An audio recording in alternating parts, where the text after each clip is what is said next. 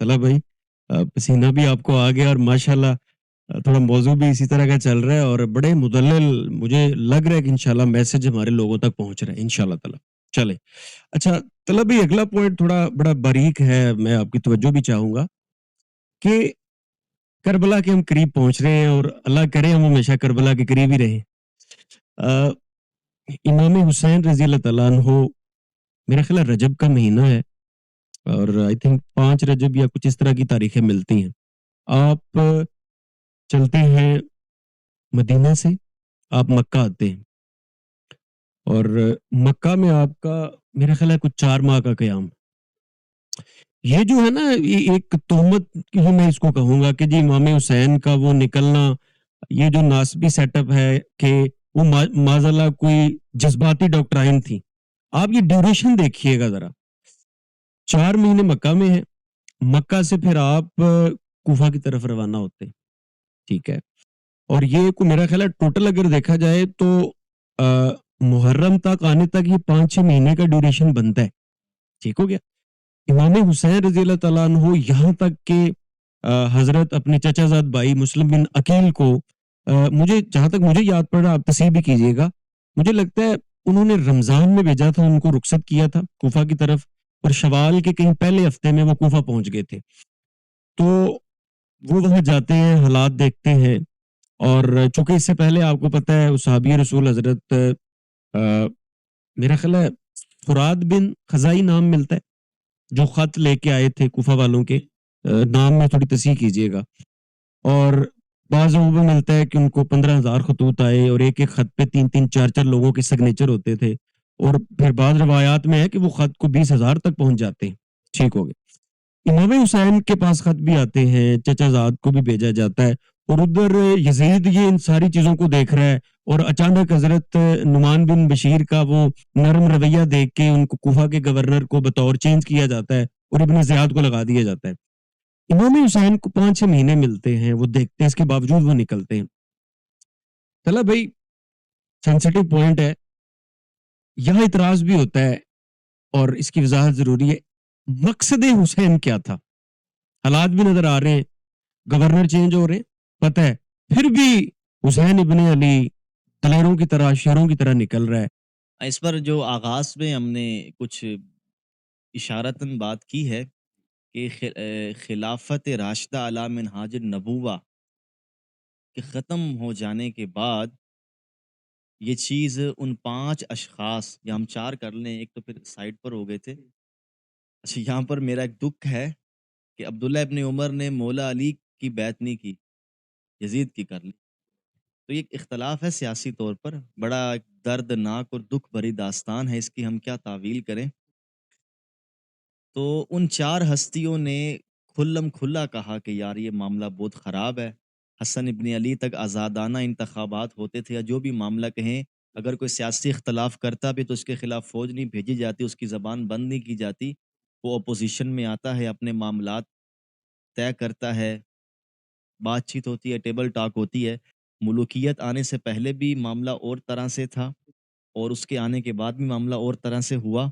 اور عبداللہ بن عمر ابن عاص کے بعد ایک شخص آ کر جو کہتا ہے آپ کا چچا کا لڑکا ہمیں حکم دیتا ہے کہ ہم یہ کریں وہ کریں. عبداللہ ابن عمر نے کہا آپ شرعی باتوں میں اس کی تائید کریں، غیر شرعی باتوں میں نہ کریں. جب مولا علی کے بارے میں بھی غلط تبصرے کتابوں میں نقل ہوئے، ہم یہ نہیں کہ چلیں معاویہ بن ابی سفیان کے بارے میں ہے تو ہم وہ چھوڑ دیں، یہ لوگوں کے تبصرے ہیں. تو کہنے کا مطلب یہ ہے کہ سیدنا حسین ابن علی کا چونکہ مقام و مرتبہ ان سے بہت زیادہ ہے، نسبت رسول ہے، قرابت داری ہے، فرزند رسول ہیں اور سیدہ کائنات کے چھوٹے بیٹے ہیں، دوسرے بیٹے ہیں، ہاشمی سپوت ہیں، آنکھوں کا تارا ہے. اس وجہ سے اگر ہم دیکھیں تو وہ ایک غیر معمولی شخصیت بھی ہیں اور ان کا جو سٹانس ہے وہ زیادہ یاد بھی رہ گیا. مولانا اسحاق صاحب اس پہ بڑی پیاری بات کرتے تھے، بات تو وہ کسی اور شخصیت کے بارے میں کرتے ہیں لیکن اسی بات کو یہاں جوڑوں، اپلائی کیا جا سکتا ہے کہ سیدنا حسین کے اس سیاسی اقدام کو پوری مسلمان امت نے اٹھایا. تشیع نے اپنے منہج کے مطابق، تسنن نے اپنے منہج کے مطابق. یہ تو اب ناسبیت تھوڑی عام ہوئی ہے تو لوگوں نے کچھ اور کہنا شروع کر دی، ورنہ پہلے دن سے حسین ابن علی کے سٹانس کو ہی صحیح مانا گیا ہے. ان کے اس غیر شرعی حکومت کے خلاف نکلنے کو حق جانا گیا ہے۔ ایک ہوتا ہے خروج لغوی اعتبار سے، یعنی کہ میں اس کو لغوی اعتبار سے کہہ رہا ہوں کہ وہ نکلے تھے نا، یہ اصطلاحی خروج نہیں ہے، اصطلاحی خروج ہوتا ہے خلیفہ راشد کے خلاف، وہ تو خلیفہ راشد ہے ہی نا، ٹھیک ہے نا؟ تو سیدنا حسین کا مقصد وہ یہ ہے کہ وہ اس فیصلے پہ راضی نہیں تھے۔ معاویہ بن ابی سفیان نے 20 سال یعنی کہ میرے خیال سے 8 سال پہلے ہی نا ان کی حکومت کو 12-13 سال ہو گئے تھے تو انہوں نے یزید کے بارے میں معاملات شروع کر دیے تھے۔ وہ 7-8 سال تو انہوں نے حسین ابن علی پر کوئی جبر نہیں کیا۔ معاویہ نے کچھ ہاتھ تھولا رکھا ہے۔ تھوڑا بہت قدر کہیں، جو بھی معاملات کہیں، جو بھی ہے اور میرے خیال سے ایک روایت ملتی ہے، تحقیق نہیں ہے لیکن سنا دیتے ہیں کہ انہوں نے عبداللہ ابن زبیر کے بارے میں بیٹے سے کہا تھا کہ انہوں پھد کے رکھنا ہے۔ یہ بڑا خطرناک بندہ ہے اور حسین ابن علی صوفی آدمی ہے، ان کے ساتھ کوئی معاملہ نہ کرنا۔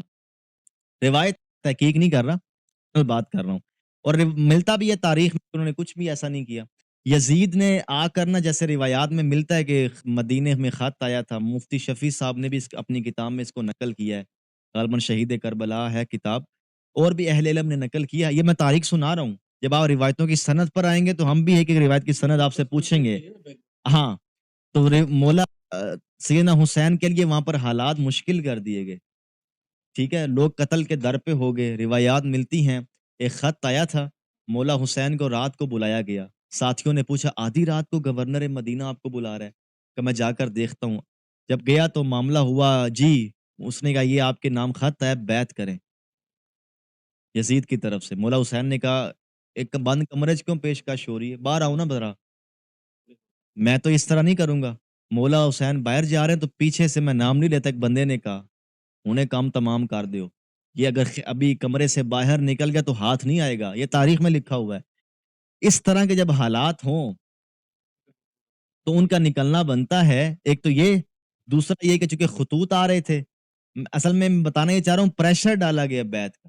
جب میں یہ کہتا ہوں حسین بیعت نہ کرے تو ان مسئلہ کی ہے، سعد بن عبادہ میں نہیں کی تھی نا، تو کی مسئلہ ہویا ہے بھائی؟ انہوں پتا سی کہ حسین ابن علی کے پیچھے پوری کائنات ہے، یہ بیعت نہ کرے تو معاملہ، یعنی کہ وہ کہتے ہیں نا مہر ثبت ہو جانا، حسین ابن علی نے ویریفائی کر دیا نا حکومت کو، حسین ویریفائی نہیں کر رہے تو اس نے کہا پریشر ڈالو۔ میں اکثر کہتا ہوں مسئلہ کی ہے، نہیں اتنا صحیح، ٹھیک ہے نا، تو مسئلہ ہے نا ان کو بھی، حسین کیوں نہیں بیعت کر رہا؟ رسول اللہ کا رشتہ دار ہے، بیٹا ہے، آقا علیہ السلام کی جند جان ہے، یہ بیعت نہیں کر رہا، تو وہ جیلس ہو رہا ہے کہ مجھے چیلنج ہو گیا ہے۔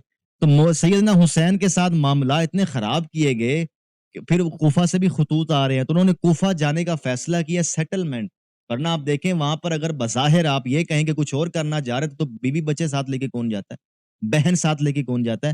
وہ ان کے والد کا پرانا شہر تھا، وہ وہاں سیٹل ہونے جا رہے تھے، سیٹل ہونے کے بعد وہ وہاں پر کوئی دعوت لانچ کرتے، لوگوں کو صحیح طریقے سے قائل کرتے، وہ ایک الگ بحث ہے، ٹھیک ہے، وہ وہاں سے نکلے تھے سیٹل ہونے کے لیے، نیت یہ بھی تھی کہ حالات اگر سازگار ہوئے تو ہم اچھے طریقے سے دعوت لانچ کریں گے کہ میں بھی اپنے آپ کو پیش کرتا ہوں، جیسے سیدنا حسن ابن علی کے بارے میں معاملات ہوئے، اور مسلم بن عقیل کو بھیجا بھی اسی لیے تھا، اور انہوں نے میرے خیال سے کافی بندوں سے بیعت بھی لی تھی حسین ابن علی کے نام پر۔ تو مقصد حسین اگر ہم دیکھیں وہ یہ ہے کہ جو شخص بھی جبرن مسلمانوں پر مسلط ہوگا، حسین اور حسینی کبھی اس کی بیعت نہیں کریں گے۔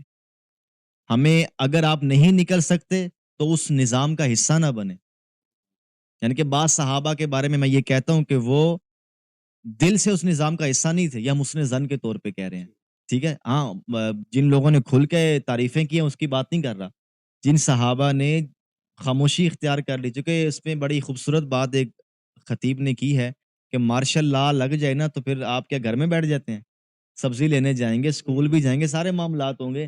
تو استبدادی حکومتیں اگر آ جائیں تو عہدے بھی لوگ قبول کرتے ہیں، سرکاری نوکریاں بھی لیتے ہیں، سارے معاملات چلتے ہیں، لیکن وہ نظام اس طرح آپ قبول نہیں کر رہے آزادانہ طور پر۔ آپ کی بات یہ ہے کہ یہ جو معاذ اللہ الزام ہے کہ وہ کسی کی لالچ میں گئے تھے، یہ مقصد نہیں۔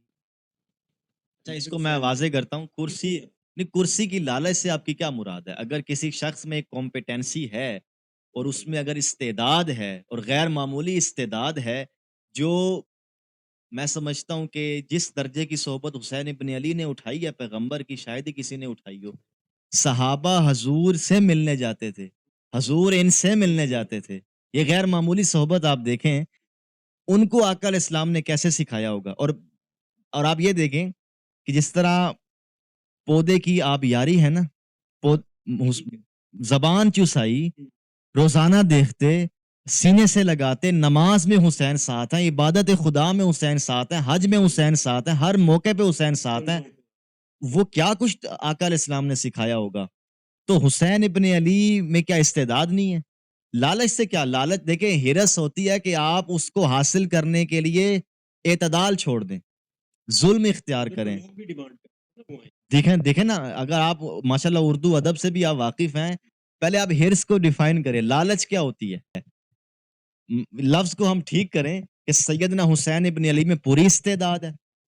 جیسے مولا علی کے بارے میں ہم بات کریں، کمپیٹنسی پہ بات کریں، استعداد پر بات کریں، ان کی بصیرت پر بات کریں، بالکل بصیرت ہے. لوگ بھی چاہ رہے ہیں کہ وہ آئیں. تو یہ لالچ آپ ڈیفائن کریں کہ انہوں نے کون سے بے اعتدالی دکھائی ہے. نظام کے خلاف تو آپ لوگ گئے ہیں، ٹھیک ہے نا. عبید اللہ ابن زیاد وہاں پہ موقع پہ بیعت کیوں مانگ رہا ہے؟ ٹھیک ہے نا. تو یہ لالچ والی بات تو میرے خیال سے بغض کے طور پہ لوگوں نے کی ہے.